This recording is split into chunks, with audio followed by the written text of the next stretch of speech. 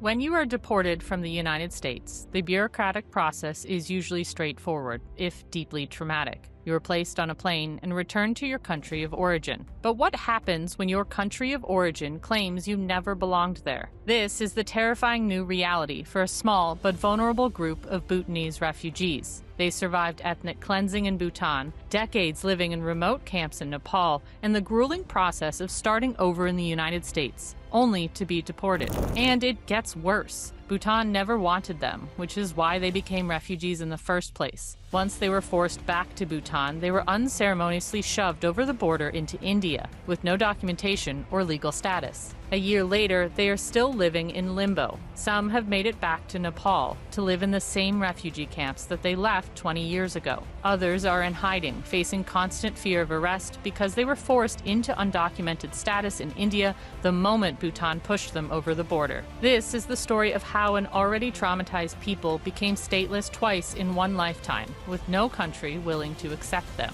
Let's hear from one of the deported refugees in his own words. This is Purna Bandari, speaking to the diplomat from an undisclosed location in South Asia. He has deliberately obscured his face to protect his identity and to avoid arrest due to his undocumented status. For the first time, Bhutan make me and my parents stateless. Again now, the world biggest democracy country make me second time stateless. They send me to Bhutan. Bhutan did not accept me and he just dropped me in a border. So I didn't have country. I didn't have state to live and I don't know what to do tomorrow. I'm just surviving today by hiding. None of the country accept me. I don't know what to do. The mental health toll of this return to statelessness is crushing. Here's Assis Subaby, a former Bhutanese refugee who was also deported from the United States. He is now back to living in a refugee camp in Nepal. We got deported from the United States. This is the second time we became a refugee. And we have no identity, nothing, jobless, homeless. Without ID, we cannot do any job, anything. And we cannot go anywhere without the ID. I feel so sad, so pain. Nobody knows. I feel in outside, everybody, hey, this guy is so happy. In my heart, I know how I feel. I feel so sad because I became a second refugee. To understand this modern deportation crisis, we have to look back at one of the least talked about mass expulsions of the 20th century. Bhutan is famous globally for its carefully cultivated philosophy of gross national happiness. But that happiness is strictly reserved for the ethnic majority, the Nalop. In the late 1980s and early 1990s, the Bhutanese government implemented a one nation, one people policy. It aggressively targeted the Lot Tampa, an ethnic Nepali community that had lived in southern Bhutan for generations. Through arbitrary changes to citizenship laws, intense discrimination, and military force, the government systematically stripped the Lot Tampa of their nationality. Over 100,000 people, roughly 1/6 of Bhutan's entire population at the time, were forced to flee. 1992, just left the Bhutan due to the protests, and our parents told that there is a kind of war and religion and a culture, because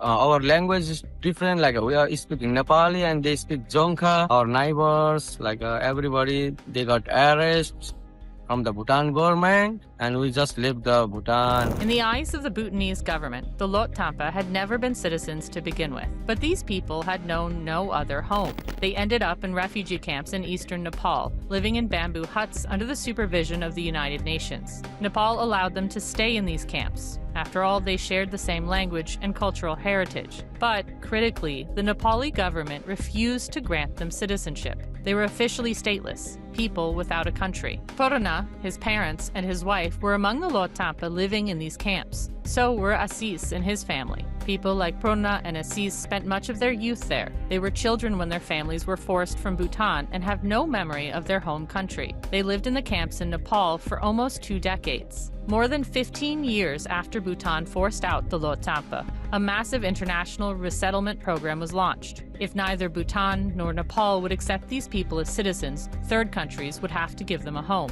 Several Western nations stepped up, but the United States took the lion's share. Between 2008 and late 2017, nearly 100,000 Bhutanese refugees were resettled in the United States. For many, it was the ultimate salvation. But the transition was incredibly jarring. Families who had lived as subsistence farmers and spent decades in small camps surrounded by their own ethnic community were suddenly thrust into fast-paced American cities. Still, the majority built thriving new lives and families in America. Poruna was one of them. He lived a perfectly ordinary life until ICE seized him in 2025. When ICE detained me in 2025, I was living in Ohio, Cincinnati, and my life was normal like other people that live in the US. I used to go work in the morning and come back in the evening, taking care of my two babies and my whole family. I was working on aluminum company, which we have to make like window, stairs, doors. My life was going normal. On the morning of March 9th, 2025,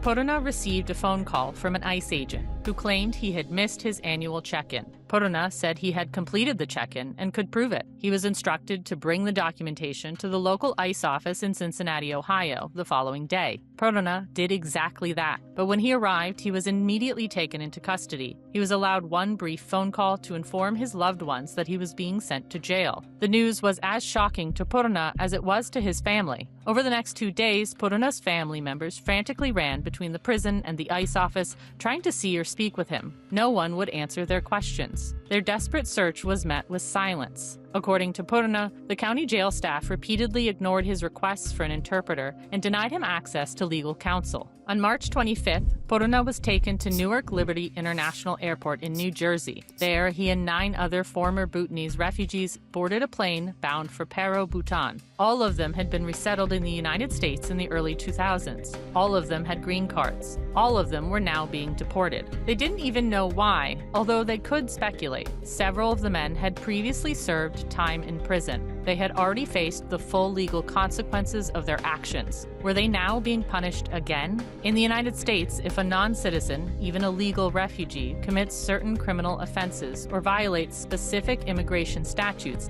they can be stripped of their legal status and placed in deportation proceedings. No one told Poruna or Assis what they had done wrong. But the consequences were clear. They were headed back to the same country that had forced their whole families out back in the 1990s. Imagine being forcibly removed from the only stable home you've ever known, separated from your spouse, your children, and your aging parents, and dropped into a country where you legally do not exist. When they deport me, they take me through the flight from Columbus to Newark, Newark to New Delhi, and New Delhi to Bhutan, Paro. And I was scared, nervous. I don't know what Bhutan government gonna do me. And I was hopeless. I was scared. And I was thinking that they put me in prison in Bhutan for the whole life. But they do not do like that. They just keep me one day in room full of security, and after that they put us in car and drop us in border of India and Nepal. Bhutanese officials explicitly told the deportees that it had agreed to accept them only under pressure from the Trump administration. Bhutan had no intention of letting them stay. Poruna, Assis, and the others were driven to the border, given 30,000 Indian rupees, that's about $300 in cash,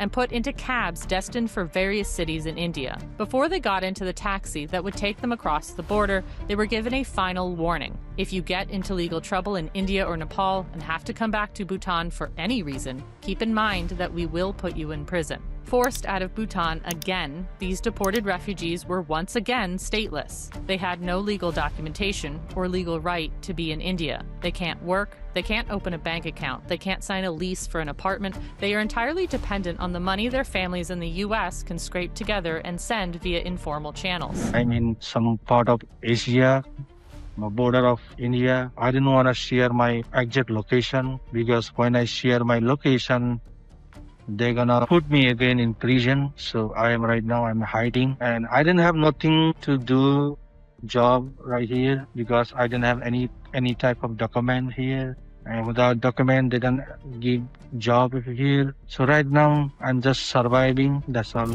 Assis once had a normal life, working as a machine operator in Harrisburg, Pennsylvania. He and his wife celebrated the birth of their baby daughter in May 2022. 3 months later, in August 2022, he was arrested on charges stemming from a domestic dispute. He denies any wrongdoing. In the spring of 2025, those charges would upend his life yet again. He was once more separated from his wife and young daughter, this time by deportation. When I separate with my family, I feel so sad because I left my daughters and her mom. Maybe she need the help because nobody help her like her family. And still my wife is not working due to my daughter is so small. She's just turned 4 years. My wife's so dealing so hardly. She miss me. She always call me at night. My daughter always miss me. And I miss her too. The heartbreak of deportation and forced separation from his wife and young daughter was compounded by fear. Bhutan had arrested many of his fellow Lot Tampa back in the 1990s. What would happen to Assis now that he had been brought back? When we arrived to the Bhutan, everybody's scared. We thought we're gonna arrest, they're gonna keep on the jail, maybe they're gonna kill us. We thought we scared. And when we reached to the airport, ICE officer, they left us, and that Bhutan government, they took to the hotel and they keep there, they give us food and they do the interview too. And at last they give us like a 30,000 Indian money. And we got that money and we came to the Nepal. We crossed the border. When we crossed the border, we pay like a 22,500 Indian money to cross the border, like illegally, because we have no any documents. With few options, Assis wanted to return to his former home, the Baldangi refugee camp in Nepal, where his father is still living. Because Assis had no documentation, he and a few other deportees paid an Indian fixer to take them to Nepal. They were caught by Nepalese authorities almost immediately. Assis and the others remained in police custody for almost a month, until Nepal's Supreme Court ruled that they should be allowed to stay in the refugee camps. Nepal's court knew better than to let them be deported back to Bhutan, which would simply reject them again. Assis now has semi-legal status. At least he doesn't have to live in constant fear of arrest. But there's a reason he and nearly all Bhutanese refugees left Nepal in the first place. There is no work and no future in the camps. Things may even be worse than they were back in the 1990s. Because most of the Bhutanese have resettled in other countries, the camps in Nepal no longer receive aid from the World Food Program, the UN Refugee Agency, or other international agencies. The people remaining, and the new arrivals, like Assis, are left to eke out a living on their own, without avenues for formal employment or education. Whether living in hiding or stuck back in the camps, Purna, Assis, and the other deportees have no prospects for a better life. And the psychological toll of this existence is devastating. My mental health is not doing good. I keep thinking and I feel depressed. A few months ago, I think my life is only this much. And again, I think about my child and I think I have to be strong. But my mind keeps thinking. When I go to bed to sleep, my eyes close, but my mind keeps thinking. And when I feel depressed, I pray and keep hope that one day I will meet my child and be together one day. Even before these deportations, the Bhutanese refugee community in the United States faced severe mental health challenges. Studies by the CDC and various health organizations have repeatedly highlighted alarming rates of depression, PTSD, and suicide among resettled Lot Tampa, trauma stemming from the original ethnic cleansing and the intense culture shock of resettlement. In the U.S., they were permanent residents with jobs, homes, and families. In the refugee camps of their youth, they at least had a tight-knit community and the shared hope of resettlement. Today, they have neither. They are living in hiding, fearful of local police who routinely harass undocumented individuals, and agonizing over the possibility that they may never see their families in America again. For Assis, that means his daughter, who recently celebrated her 4th birthday, growing up with few memories of her father. And I pray to the God.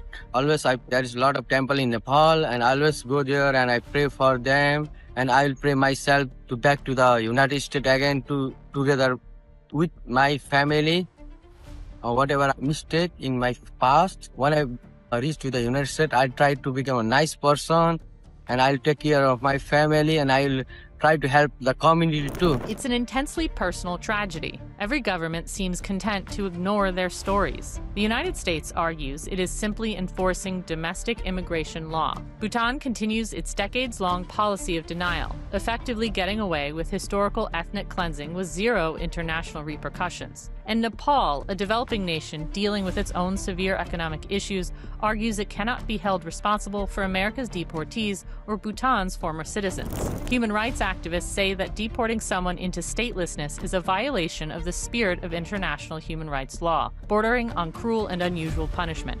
The story of deported Bhutanese refugees forces us to confront a deeply uncomfortable question about the modern world. In a global system defined by passports and citizenship, what is the value of a human being who has neither? The answer, so far, is a heartbreaking silence. For now, deportees like Purna are left wandering the streets of South Asia at constant risk of arrest by immigration authorities. Others, like Assis, are being haunted by déjà vu in the camps of Nepal, and their families back in Ohio, Pennsylvania, and elsewhere are left waiting for phone calls from their exiled loved ones. Purna was his family's main breadwinner. He took care of his aging parents, including managing his father's growing list of health issues. He also has 2 children, a son and a daughter. He hasn't even had the heart to tell them what happened to him. I am the head of the family and elder son of my parent, and my family are missing me a lot because I am doing care of my parent, and my father should be taken